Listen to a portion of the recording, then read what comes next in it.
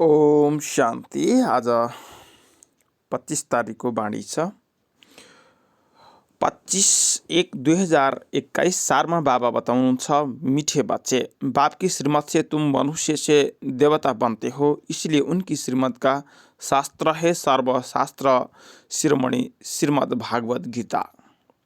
प्रश्न: सतयुग में हर चीज अच्छे से अच्छी सत्य प्रदान होती है, क्यों? उत्तर: क्योंकि वहाँ मनुष्य सत्य प्रदान है। जब मनुष्य अच्छे हैं तो सामग्री भी अच्छी है, और मनुष्य बुरे हैं तो सामग्री भी नुकसानकारक है। सत्य प्रदान सृष्टि में कोई भी वस्तु अप्राप्त नहीं है, कुछ भी कहीं से मांगना नहीं पड़ता। ओम शांति।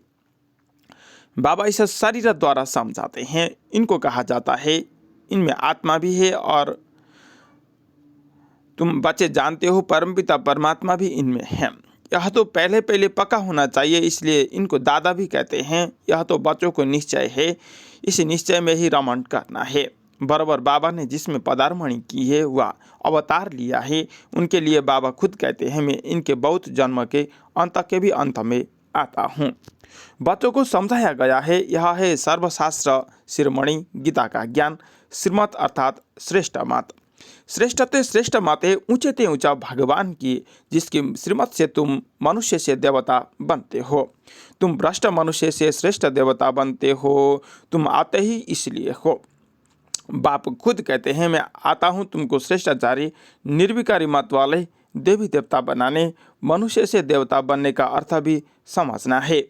विकारी मनुष्य से निर्विकारी देवता बनाने आते हैं। सतयुग में मनुष्य रहते हैं, परंतु दैवी गुण वाले। अभी कलयुग में है आसुरी गुण वाले। ये सारी मनुष्य सृष्टि, परंतु वह है ईश्वरीय बुद्धि, यह है आसुरी बुद्धि। वहाँ ज्ञान, यहाँ भक्ति। ज्ञान और भक्ति अलग अलग है ना। भक्ति की पुस्तक कितनी और ज्ञान की पुस्तक कितनी है। ज्ञान का सागर बाप है, उनका पुस्तक भी तो एक ही होना चाहिए। जो भी धर्म स्थापन करते हैं उनका पुस्तक एक होना चाहिए। उनको रिलीजियस बुक कहा जाता है। पहला रिलीजियस बुक है गीता, श्रीमद् भागवत गीता। यह भी बच्चे जानते हैं, पहला आदि सनातन देवी देवता धर्म है, न कि हिंदू धर्म। मनुष्य समझते हैं गीता से हिंदू धर्म स्थापन हुआ, और गीता गाई है कृष्ण ने। कोई से पूछो तो कहेंगे परंपरा से यह कृष्ण ने गाई है। कोई शास्त्र में शिव भगवानुवाच है नहीं, श्रीमद् कृष्ण भगवानुवाच लिख दिया है। जो गीता पढ़े होंगे उनको सहज समझ में आएगा। अभी तुम बच्चे समझते हो, इस गीता ज्ञान से मनुष्य से देवता बने हैं। जो अभी बाबा तुम्हें दे रहे हैं, राजयोग सिखा रहे हैं, पवित्रता भी सिखा रहे हैं। काम महाशत्रु है, इस द्वारा ही तुमने हार खाई है। अब फिर उन पर जीत पाने से तुम जगत जीत अर्थात विश्व का मालिक बन जाते हो। यह तो बहुत सहज है। बेहद का बाप बेट इनके द्वारा तुमको पढ़ाते हैं। वह है सभी आत्माओं का बाप। फिर है बेहद का बाप मनुष्यों का। नाम ही है प्रजापिता ब्रह्मा। तुम कोई से भी पूछेंगे ब्रह्मा के बाप का नाम बताओ तो मुझ पढ़ेंगे। ब्रह्मा विष्णु शंकर है क्रिएशन। इन तीनों का कोई तो बाप होगा ना। तुम दिखाते हो इन तीनों का बाप है निराकार शिव। ब्रह्मा विष्णु शंकर को सूक्ष्म वतन के देवताएं दिखलाते हैं। उनके ऊपर है शिव। बच्चे जानते हैं शिव बाबा के बच्चे जो भी आत्माएं हैं उनको अपना शरीर तो होगा। वह तो सदैव निराकार परमपिता परमात्मा है। बच्चों को मालूम हुआ है निराकार परमपिता परमात्मा के हम बच्चे हैं। आत्मा शरीर द्वारा बोलती है परमपिता परमात्मा। कितनी सहज बातें हैं। इसको कहा जाता है अल्फा बे। पढ़ाते कौन है? गीता का ज्ञान किसने सुनाया? निराकार बाप ने। उन पर कोई ताज आदि है नहीं। वह ज्ञान का सागर बीज रूप चैतन्य है। तुम भी चैतन्य आत्माएं हो ना। सभी झाड़ों के आदि मध्य अंत को तुम बच्चे जानते हो। फल माली नहीं हो, परंतु समझ सकते हो कैसे बीज डालते हैं, उनसे झाड़ निकलते हैं। वह तो है जड़ झाड़, यह है चैतन्य। तुम्हारी आत्मा में ज्ञान है, और कोई की आत्मा में ज्ञान होता नहीं। बाप चैतन्य मनुष्य सृष्टि का बीजा रूप है, तो झाड़ भी मनुष्यों का होगा। यह है चैतन्य क्रिएशन। बीज और क्रिएशन में फर्क तो है ना। आम का बीज डालने से आम निकलता है, फिर झाड़ कितना बड़ा होता है। वैसे मनुष्य के बीज से मनुष्य कितने फर्टाइल होते हैं। जड़ बीज में कोई ज्ञान नहीं है, यह तो है चैतन्य बीज रूप। उनमें सारे सृष्टि रूपी झाड़ का ज्ञान है कि कैसे उत्पत्ति, पालना, फिर विनाश होता है। यह बहुत बड़ा झाड़ खलास हो, फिर दूसरा झाड़, नया झाड़ कैसे खड़ा होता है, यह है गुप्त। तुमको ज्ञान भी गुप्त मिलता है, बाप भी गुप्त आए हैं। तुम बच्चे जानते हो यह कलम लग रहा है, अभी तो सब पतित बन गए हैं। अच्छा, 20 से पहले नंबर में जो पता निकला वह कौन था? सत्यु का पहला पता तो कृष्ण को ही कहेंगे, लक्ष्मी नारायण को नहीं। नया पता छोटा होता है, पीछे बड़ा होता है। तो इस बीज की कितनी महिमा है, यह तो है चैतन्य। फिर पत्ते भी निकलते हैं, उनकी महिमा तो होती है। अभी तुम देवी देवता बन रहे हो, दैवी गुण धारण कर रहे हो। मूल बात ही यह है कि हमको दैवी गुण धारण करने हैं, इन जैसा बनना है। चित्र भी है, यह चित्र न होते तो बुद्धि में ज्ञान नहीं आता। यह चित्र बहुत काम में आता है। भक्ति मार्ग में इन चित्रों की भी पूजा होती है और ज्ञान मार्ग में इन चित्रों से तुमको ज्ञान मिलता है कि ऐसा बनना है। भक्ति मार्ग में ऐसे नहीं समझते कि हमको ऐसा बनना है। भक्ति मार्ग में मंदिर कितने बनाते हैं, सबसे जास्ती मंदिर किसके होंगे? जरूर शिव बाबा के होंगे जो बीज रूप है। फिर उसके बाद पहली क्रिएशन के मंदिर होंगे। पहली क्रिएशन यह लक्ष्मी नारायण है। शिवा के बाद इनकी पूजा सबसे जास्ती होती है। माताएं तो ज्ञान देती है, उनकी पूजा नहीं होती है, वह तो पढ़ाती है ना। बाप तुमको पढ़ाते हैं, तुम किसकी पूजा नहीं करते हो? पढ़ाने वाले की पूजा अभी पूजा नहीं कर सकते। तुम जब पढ़कर फिर अनपढ़ बनेंगे तब फिर पूजा होगी। तुम सो देवी देवता बनते हो, तुम ही जानते हो। जो हमको ऐसा बनाते हैं उनकी पूजा होगी, फिर हमारी पूजा होगी नंबर बार। फिर गिरते गिरते 5 तत्वों की भी पूजा करने लग पड़ते हैं। 5 शरीर 5 तत्वों का है ना। 5 तत्वों की पूजा करो या शरीर की करो, एक हो जाती।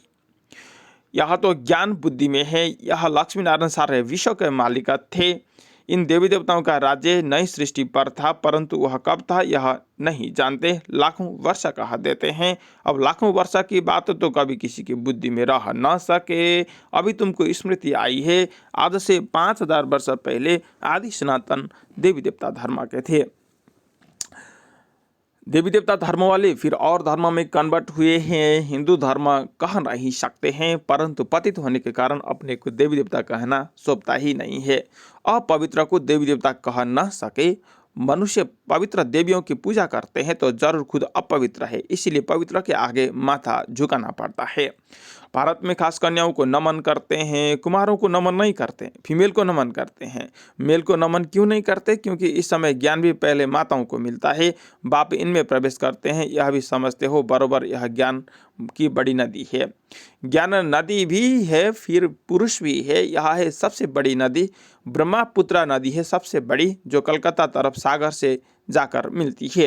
मेला भी वहाँ लगता है, परंतु उनको यह पता नहीं कि यह आत्मा और परमात्मा का मेला है। वह तो पानी की नदी है जिस पर नाम ब्रह्मपुत्र रखा है।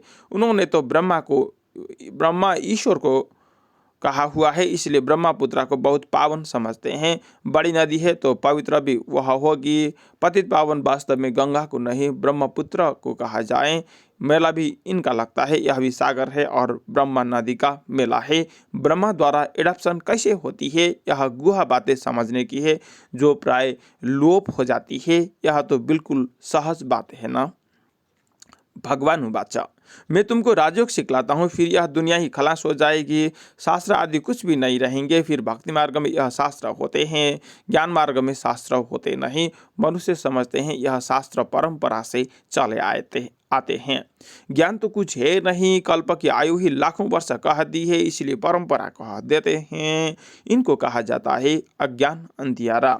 अभी तुम बच्चों को यह बेहद की पढ़ाई मिलती है, जिससे तुम आदि मध्य अंत का राज समझा सकते हो। तुमको इन देवी देवताओं की हिस्ट्री ज्योग्राफी का पूरा पता है। यह पवित्र प्रवृत्त मार्ग वाले पूज्य थे, अभी पुजारी पतित बन पड़े हैं। सतयुग में है पवित्र प्रवृत्त मार्ग, यहाँ कलयुग में अपवित्र प्रवृत्त मार्ग है। फिर बाद में निवृत्त मार्ग होता है, वह भी ड्रामा में है। उनको संन्यास धर्म कहा जाता है। घर बार का संन्यास कर जंगल में चले जाते हैं, वह है हद का संन्यास। रहते तो इस पुरानी दुनिया में ही है। अभी तुम बच्चे समझते हो हम संगम युग पर है, फिर नई दुनिया में जाएंगे। तुमको तिथि तारीख सेकंड सब कुछ मालूम है। वह लोग तो कल्प की आयु ही लाखों वर्ष लिख देते हैं, इनका पूरा हिसाब निकाल सकते हैं। लाखों वर्ष की तो कोई बात याद भी न कर सके। अभी तुम बच्चे समझते हो बाबा क्या है, कैसे आते हैं, क्या कर्तव्य करते हैं। तुम सबके ऑक्यूपेशन को, जन्म पात्री को जानते हो। बाकी झाड़ के पत्ते तो ढेर होते हैं, वह गिनती थोड़े ही कर सकते हैं।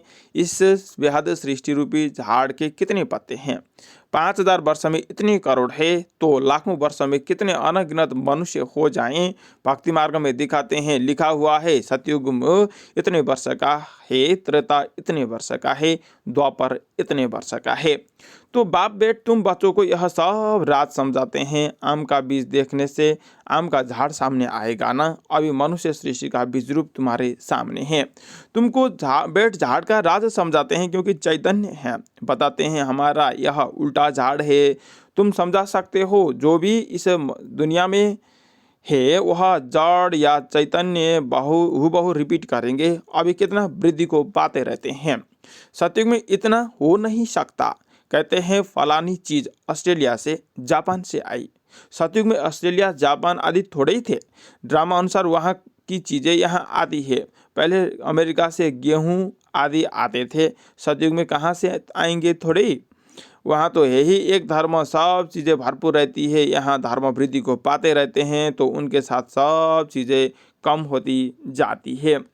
सतयुग में कहाँ से मांगते नहीं है। अभी तो देखो कहाँ कहाँ से मांगते हैं। मनुष्य पीछे वृद्धि को पाते गए हैं। सतयुग में तो कोई अप्राप्त वस्तु होती नहीं। वहाँ हर चीज सत्व प्रदान बहुत अच्छी होती है। मनुष्य ही सत्व प्रदान है। मनुष्य अच्छे हैं तो सामग्री भी अच्छी है, मनुष्य बुरे हैं तो सामग्री भी नुकसान कारक है। साइंस की मुख्य चीज़ है एटॉमिक बम, जिससे इतना सारा विनाश होता है। कैसे बनाते होंगे? बनाने वाली आत्मा में पहले से ही ड्रामा अनुसार ज्ञान होगा। जब समय आता है तब उनमें वह ज्ञान आता है। जिसमें सेंस होगी वही काम करेंगे और दूसरों को सिखाएंगे। कल्प कल्प जो पाठ बजाया वही बजता रहता है। अभी तुम कितने नॉलेजफुल बनते हो, इनसे जास्ती नॉलेज होती नहीं। तुम इस नॉलेज से देवता बन जाते हो। इससे ऊंच कोई नॉलेज है नहीं। वह है माया की नॉलेज, जिससे विनाश होता है। वह लोग साइंटिस्ट मून में जाते हैं, खोजते हैं। तुम्हारे लिए कोई नई बात नहीं है। यह सब माया का पंप है। बहुत शो करते हैं, अति डीपनेस में जाते हैं, बहुत बुद्धि को लड़ाते हैं, कुछ कमाल कर दिखावे। बहुत कमाल करने से फिर नुकसान हो जाता है। क्या क्या बनाते रहते हैं। बनाने वाले जानते हैं इनसे यह विनाश होगा। अच्छा, मीठे मीठे सिखला दे बच्चों प्रति माता पिता बाप दादा का याद प्यार और गुड मॉर्निंग। रूहानी बाप की रूहानी बच्चों को नमस्ते। हम रूहानी बच्चों को भी रूहानी बाबा को याद प्यार गुड मॉर्निंग, नमस्ते बाबा, नमस्ते। धारणा को लागे मुख्य सार। पहलो पॉइंट, गुप्त ज्ञान का सिमरण कर हर्षित रहना है। देवताओं के चित्र को सामने देखते उन्हें नमन बंधन करने के बजाय उन जैसा बनने के लिए दैवी गुण धारण करना है। 2, सृष्टि के बीज रूप बाप और उनकी चैतन्य क्रिएशन को समझ नॉलेजफुल बनना है। इस नॉलेज से बढ़कर और कोई नॉलेज नहीं हो सकती। इस नशे में रहना है। वरदान, जिम्मेवारी संभालते हुए आकारी और निराकारी स्थिति के अभ्यास द्वारा साक्षात्कार मूर्त भव। जिम्मेवारी संभालते हुए आकारी और निराकारी स्थिति के अभ्यास द्वारा साक्षात्कार मूर्त भव। जैसे साकार रूप में इतनी बड़ी जिम्मेवारी होते हुए भी आकारी और निराकारी स्थिति का अनुभव कराते रहे, ऐसे फॉलो फादर करो। साकार रूप में फरिश्तेपन की अनुभूति कराओ। कोई कितना भी अशांत हुआ, बेचैन, घबराया हुआ आपके सामने आए, लेकिन आपकी एक दृष्टि, वृत्ति और स्मृति की शक्ति उनको बिल्कुल शांत कर दे। व्यक्त भाव में आए और अव्यक्त स्थिति का अनुभव करें, तब कहेंगे साक्षात्कार मूर्त। स्लोगन, जो सच्चे रहमदिल है उन्हें देह व देह अभिमान की आकर्षण नहीं हो सकती। जो सच्चे रहमदिल है उन्हें देह व देह अभिमान की आकर्षण नहीं हो सकती। ओम शांति।